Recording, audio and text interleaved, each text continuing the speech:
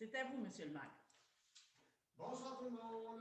Bienvenue à la séance spéciale du Conseil municipal de Sainte-Sophie-les-Bras, tenue le 16 décembre 2020 à 19h30 par voie de visioconférence à Sainte-Sophie-les-Bras.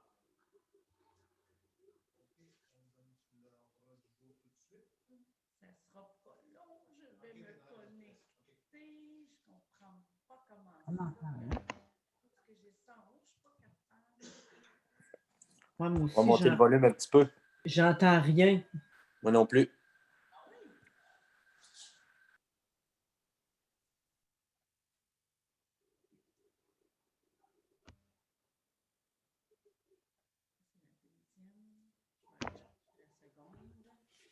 Alors, pas de volume, on n'entend rien. Pas du tout. On parle pas non plus. On n'a rien dit. On attend d'être capable de mettre à l'écran l'ordre du jour. Et voilà. Ah. Est-ce que vous la voyez? Non? Vous voyez encore juste le courriel? Ben voyons. La seconde est supposée être là. Je viens de l'ouvrir. Budget, c'est celle-ci. OK, je crois que je vais l'avoir là. Est-ce que là, vous la voyez?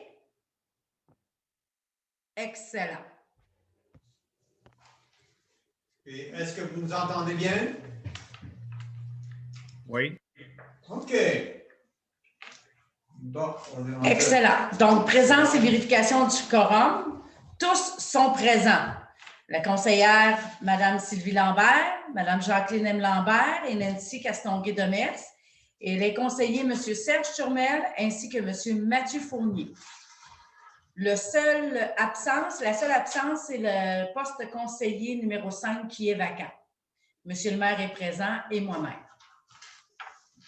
OK. Pour l'ouverture de la séance, je vous rappelle que par la présence ainsi que les prochaines séances ordinaires ou extraordinaires du Conseil se tiendront pour une durée indéterminée par voie de visioconférence et ce, tel qu'adopté lors du Conseil municipal du 6 octobre 2020 par la résolution 5392 10-2020.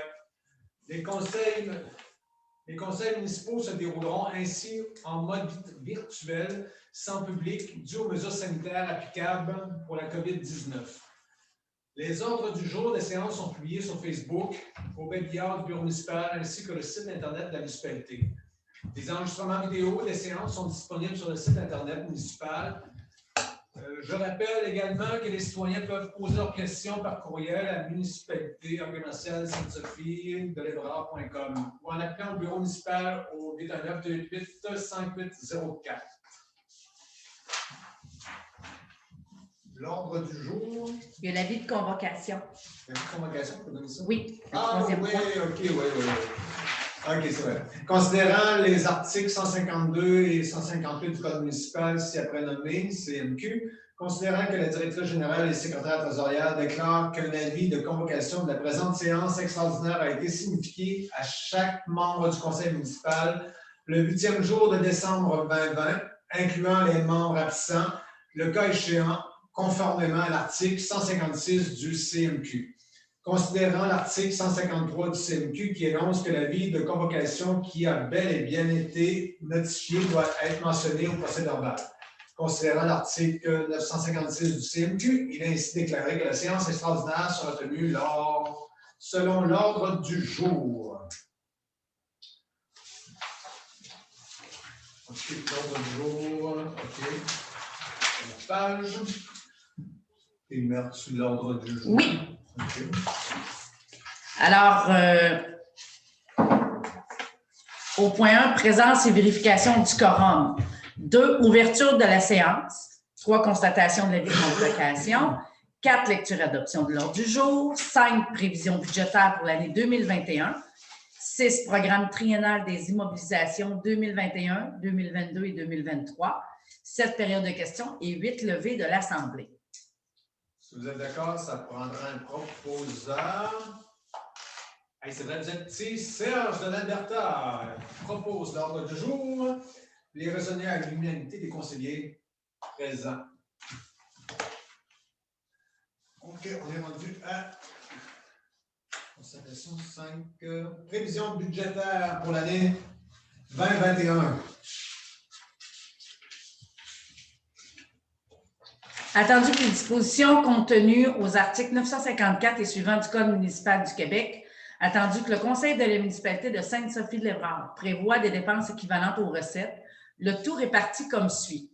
Pour le budget 2021, au niveau du total des revenus, le montant est de 15 097 907 et au niveau des charges, le total est 1 496 471.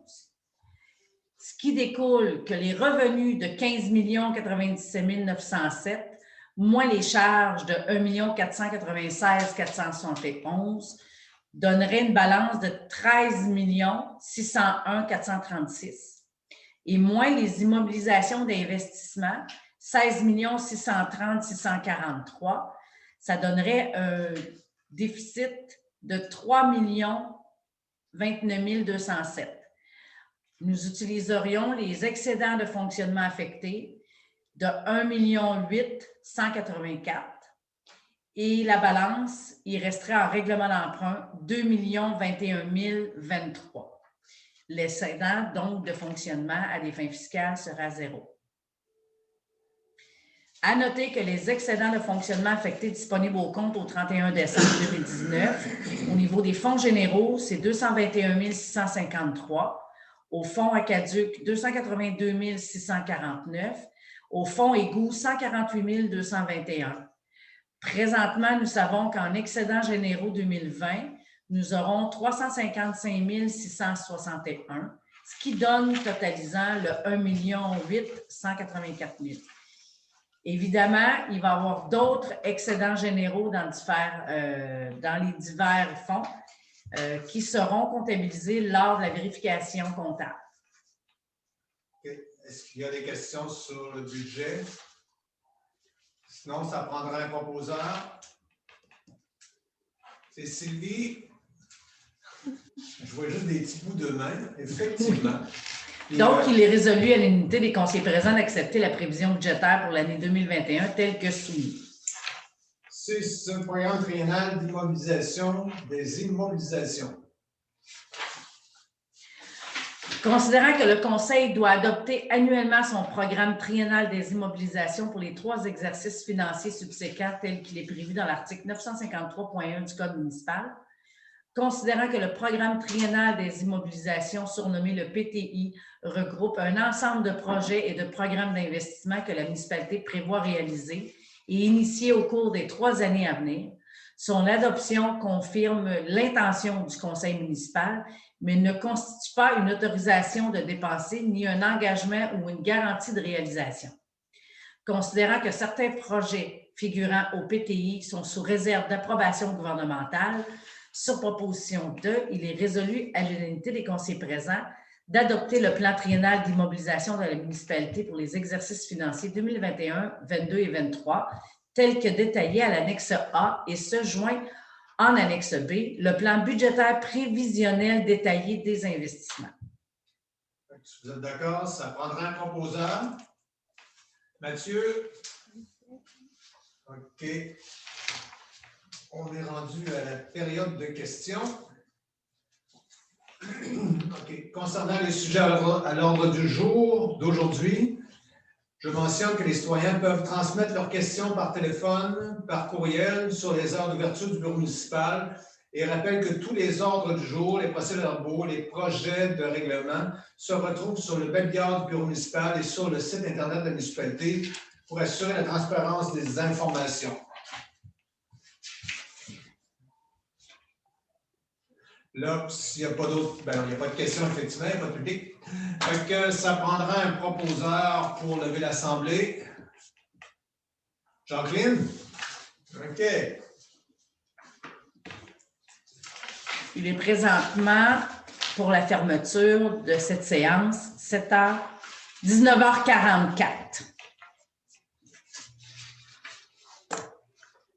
Excellent. Juste à titre informatif, j'ai joint, comme je vous ai mentionné, chers conseillers, que le plan triennal est tout décrit en annexe A, ainsi qu'en annexe B, le plan budgétaire prévisionnel des divers projets d'immobilisation, ce qui permet de donner une bonne idée à tous nos citoyens. Voilà. Je pense que ça serait possible de les imprimer puis les envoyer ou on pourrait les ramasser parce que sur une photocopie, c'est pas évident là, quand avec toi, tu dois avoir le grand format pour qu'on les ait. Oui, bien justement, selon, comme à chaque année, selon la loi, nous devons transmettre à tous nos citoyens porte à porte, dans le sens que par la poste, ils doivent recevoir la planification budgétaire détaillée et tout ce que je viens de dire là, sur le plan triennal et les informations, comme nous avons discuté à l'atelier de travail. Ils vont recevoir tout ça en janvier. Ils doivent l'avoir obligatoirement par la poste dans le mois suivant son adoption. Donc, chaque citoyen va recevoir comme un livret, Serge, avec toute la description. Ça va être encore plus informatif et plus clair. Ils n'auront pas besoin parce que là, avec les nouvelles mesures, tout le monde ne doit plus venir au bureau. Donc, ils ne pourraient même pas passer venir chercher une copie. Tu parles là-dessus pour une copie pour les conseillers, Serge? Ou, Ben oui, ben pour les conseillers, la copie de l'annexe A et B. Là. OK, mais ça, il n'y a pas de problème. Regarde, juste, c'est ça qu'il faut appeler. Là. Vous appelez et on vous donne la copie. Là. Ça, c'est évident. Là. Oui, bien, vous l'avez déjà dans le document. C'est le papier, c'est parce qu'ils ne peuvent pas le imprimer chez eux. Là, parce qu'ils vont l'avoir en titre. On va vous en faire parvenir à la maison. On pourrait aussi. C'est ce que je conseille parce qu'ils ne peuvent pas passer. Ben oui, effectivement. On va faire parvenir une copie. Hey Nancy, même si tu as levé la main tantôt, je ne t'ai pas vu. Effectivement, tu n'étais pas sur mes petits carrés à côté. On va essayer de tasser parce que moi et José, on se voyait, mais là, on ne te voyait plus, toi. L'écran est pas assez grande à côté. Il faudrait qu'on agrandisse ça un peu. Le portable, c'est petit. Là, je vais essayer d'aller rechercher tout de suite la seconde.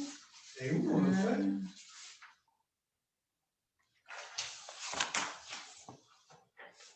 Toi, tu allais la première? Ouais. Ah, c'est toi qui es en deuxième? Oui.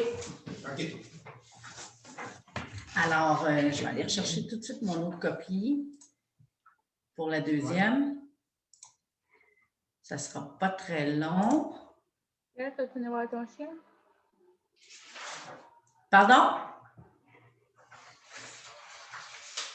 Est-ce que vous voyez encore le courriel ou seulement la copie?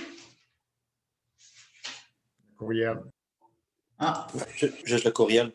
OK. Il faut que je retourne une fois qu'elle est ouverte. OK.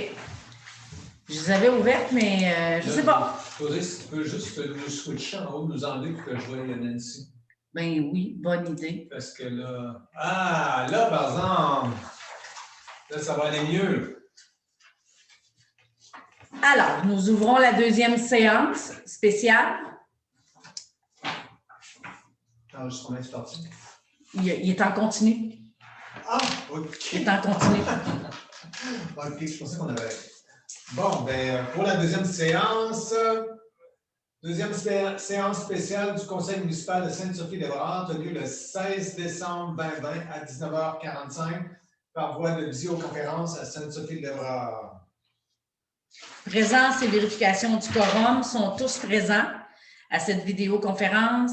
Les conseillères Mme Sylvie Lambert, Jacqueline M. Lambert, Nancy Castonguay-Demers et les conseillers M. Serge Turmel ainsi que M. Mathieu Fournier, tous formant quorum sous la présidence de M. Jean-Guy Baudemaire et moi-même, Josée Croteau, directrice générale et secrétaire trésorière. Seule absence, c'est le poste de conseiller numéro 5 qui est vacant. J'ai-tu vraiment besoin de lire sur la science? Je ne crois pas, non. OK. L'avis de constatation. L'avis de convocation. Oui, convocation. Considérant les articles 152 et 158 du Code municipal du Québec, si après nommé CMQ, considérant que la directrice générale et secrétaire trésorière déclare que l'avis de convocation de la présente séance extraordinaire a été signifié à chaque membre du conseil municipal le 8e jour de décembre 2020, incluant les membres absents, le cas échéant, conformément à l'article 156 du CMQ. Considérant l'article 153 du CMQ qui énonce que l'avis de convocation qui a bel et bien été notifié doit être mentionné au procès-verbal. Considérant l'article 956 du CMQ, il est ainsi déclaré que la séance extraordinaire sera tenue selon l'ordre du jour.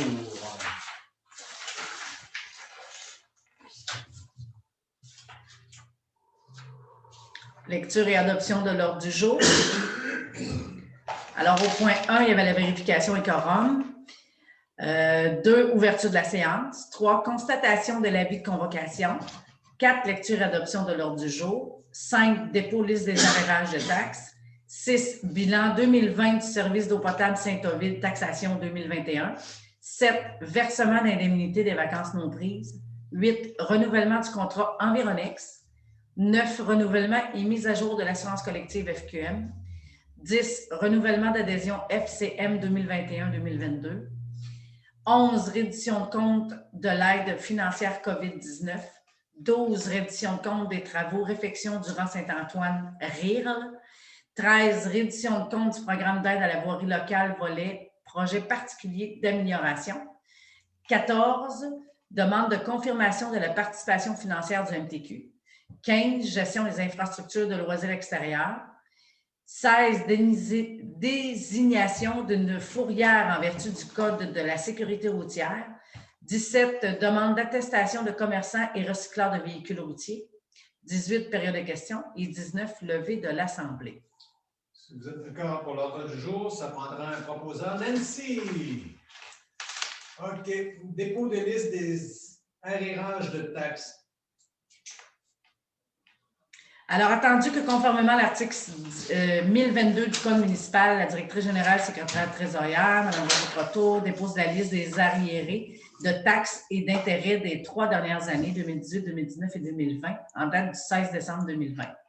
En conséquence, sur proposition 2, il est résolu à l'unanimité des conseillers présents que le Conseil approuve la liste des arriérés de taxes et d'intérêts en date du 16 décembre 2020, telle que déposée, et résolu de nommer la directrice générale, Mme Josée Croteau, à assister à la vente pour non-paiement de taxes et déposer l'offre de base du montant des taxes dues à la municipalité de Sainte-Sophie, qui aura lieu à la MRC de Bécancour, et résolu que le taux d'intérêt de l'année 2021 soit de 15 pour les taxes non payées et le remboursement s'il y a une baisse d'évaluation. Ça prendrait un proposeur. Nancy, tu te reprends? OK. On est rendu bilan du service d'eau potable Saint-Ovide, taxation 2021. Considérant que le réseau d'eau potable Saint-Ovide est situé sur le territoire de la municipalité de Sainte-Sophie-de-l'Évrard et que celle-ci a la responsabilité de transmettre aux citoyens la réclamation de la taxation pour la municipalité de Saint-Pierre-les-Béquets, considérant que les 2 municipalités ont une entente relative à ce réseau qui définit les normes de gestion à cet effet, considérant que le bilan des revenus et des dépenses 2020 est détaillé comme suit. Au réel, total des revenus 5 606 et total des dépenses 6 752.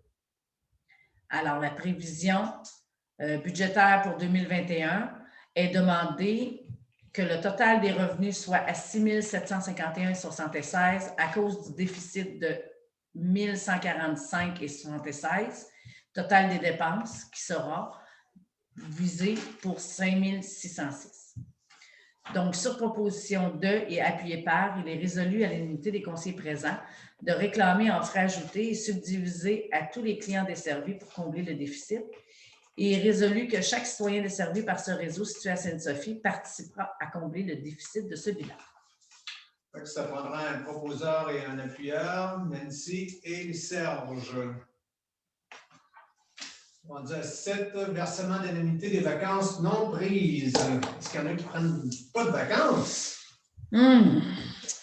Considérant que moi-même, Josée Croteau, directrice générale et secrétaire trésorière, a droit à 4 semaines de vacances par année, considérant que 2 semaines ont été prises et qu'il en reste 2 en banque, considérant que les circonstances actuelles, il est difficile de prendre ses vacances, sur proposition 2, il est résolu à l'unanimité des conseillers présents d'accorder le versement d'indemnité des 2 semaines de vacances non prises.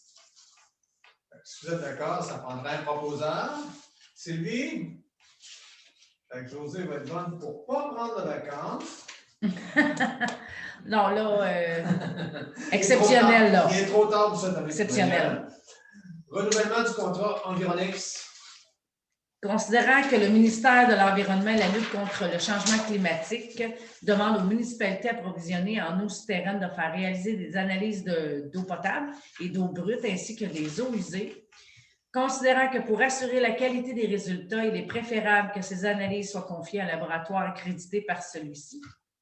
Considérant que les analyses en eau potable et en eau usée sont déjà effectuées par la compagnie Environex, il est proposé par et résolu à l'unanimité des conseillers présents de mandater la compagnie Environex pour faire toutes les analyses d'eau potable, d'eau brute et d'eau usée dans les sources d'eau souterraine de la municipalité de Sainte-Sophie-d'Évrard, telles que recommandées par le ministère, et résolu d'autoriser l'augmentation de 2 % sur les frais d'analyse et de services habituels, représentant ici des frais totaux globaux d'environ 3 200 pour l'année 2021. Donc, ça prendra un proposeur pour Mathieu. Renouvellement et mise à jour de l'assurance collective. FQM. Considérant la résolution 45-31-02-2018 signifie que les employés de la municipalité adhèrent à un régime d'assurance collective, considérant qu'il a été résolu à l'unanimité des membres du conseil par la résolution 45-45-03-2018 que les employés municipaux cotisent à 50 % des primes exigées et que la municipalité cotise l'autre partie du 50 %, considérant que les montants de cotisation sont appelés à être modifiés légèrement, dépendamment du roulement des employés de la municipalité, et considérant que tout le processus d'appel d'offres de services avait été effectué par la FQM pour des assurances collectives aux municipalités. En conséquence, il est proposé et résolu à l'unanimité des conseillers présents de renouveler l'assurance collective auprès de la FQM pour l'année 2021 et d'accepter les nouvelles tarifications applicables. Que ça prendra un proposeur. Serge. OK. Renouvellement d'adhésion FCM 2021-2022. Attendu que la Fédération canadienne des municipalités, surnommée la FCM, est la voix nationale des gouvernements municipaux depuis 1901. J'étais vraiment surprise. Attendu que la FCM est présente pour obtenir des informations claires sur les enjeux concernant les gouvernements municipaux de tous les pays, comme le logement abordable, la planification des infrastructures, les défis environnementaux et plus encore. Attendu que la FCM procure à ses membres, qu'elle rassemble les gouvernements municipaux de toute taille, qu'elle influence les priorités fédérales, qu'elle offre à ses membres des outils spécifiques et à la haute valeur ajoutée. Elle renforce également les capacités locales, elle défend les intérêts municipaux et elle favorise les échanges entre les élus municipaux.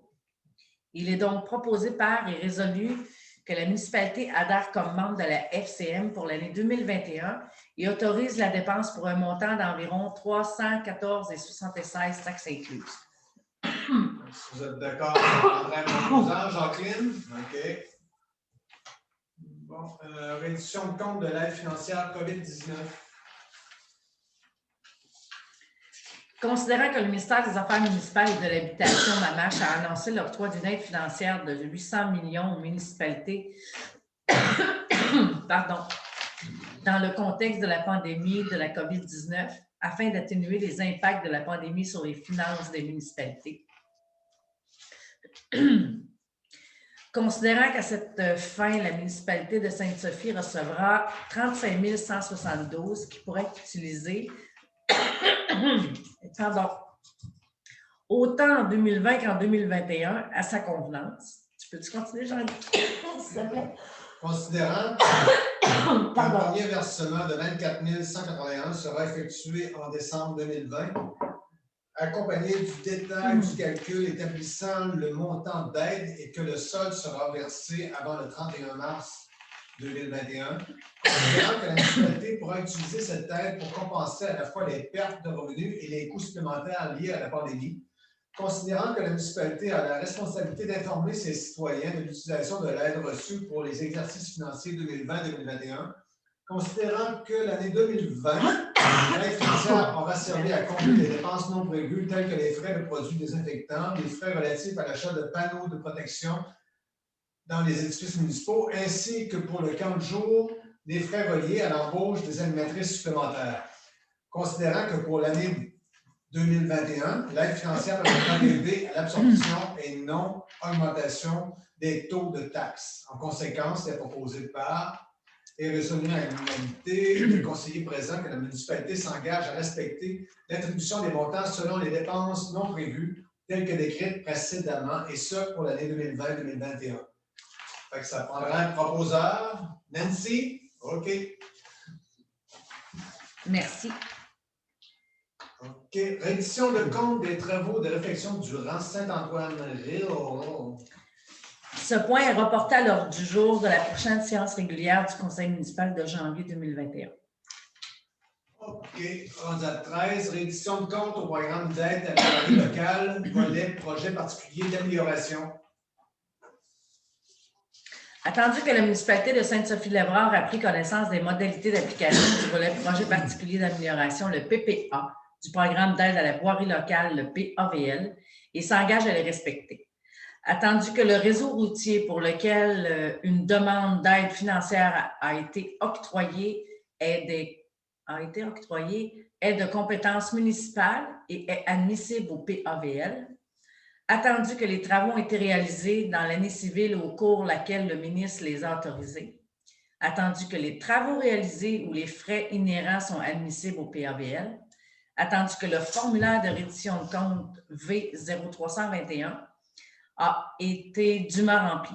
Attendu que la transmission de la reddition de compte des projets a été effectuée à la fin de la réalisation des travaux et au plus tard le 31 décembre 2020 de l'année civile, au cours de laquelle le ministre les a autorisés.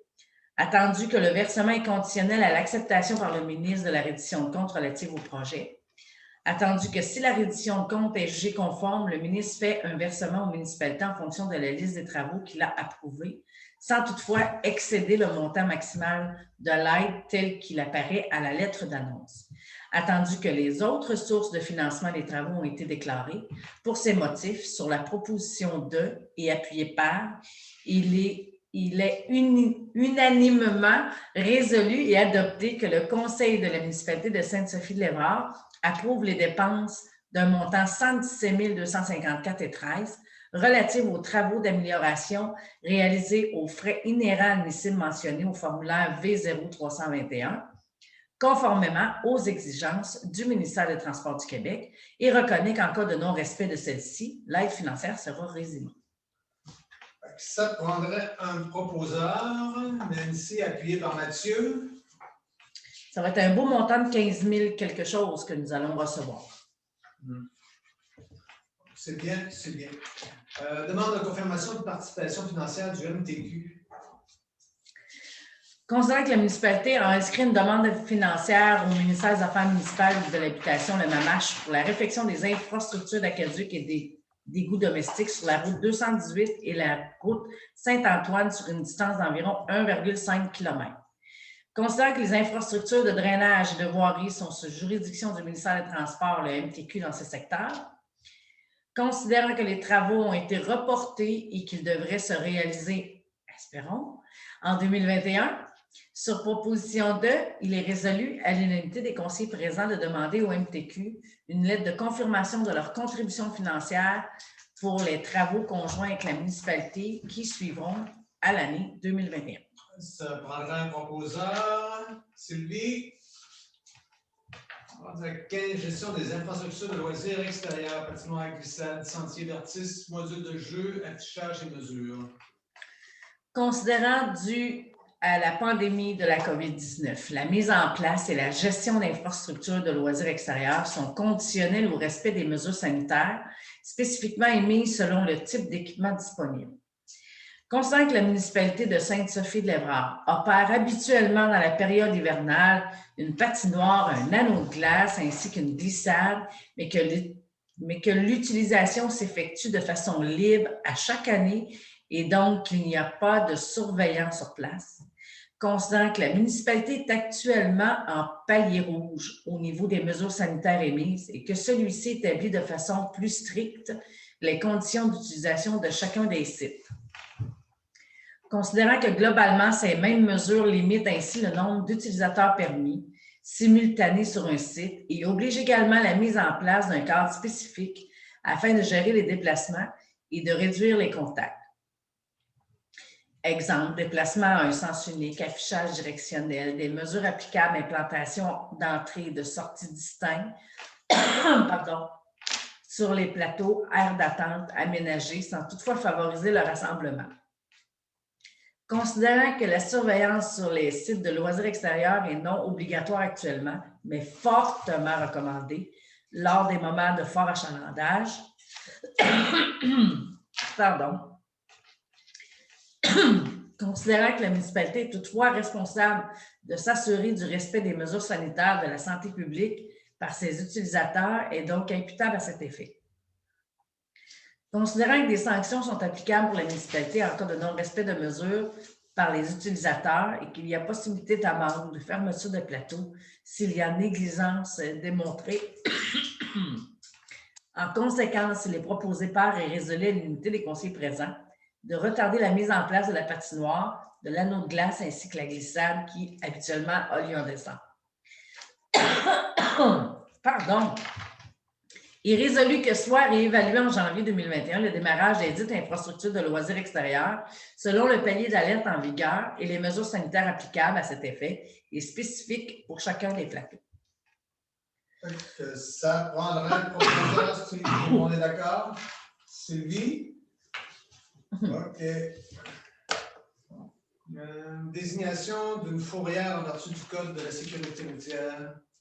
Considérant que la Société de l'assurance automobile du Québec a mis en œuvre des dispositions réglementaires relatives à la saisie et à la mise en fourrière des véhicules routiers, considérant que ces dispositions du Code de la sécurité routière sont en vigueur le 1er décembre 1997, considère que la municipalité peut désigner une fourrière pour la garde de véhicules saisis. Considérant qu'une telle résolution n'engage pas la municipalité à utiliser les services de la fourrière portant le numéro 3803, situé au 220 route Paquin. Considérant que la fourrière portant le numéro 3803 pourra desservir les autres, entre autres, la Sûreté du Québec, le corps de police municipale, le contrôle routier de la SAAQ.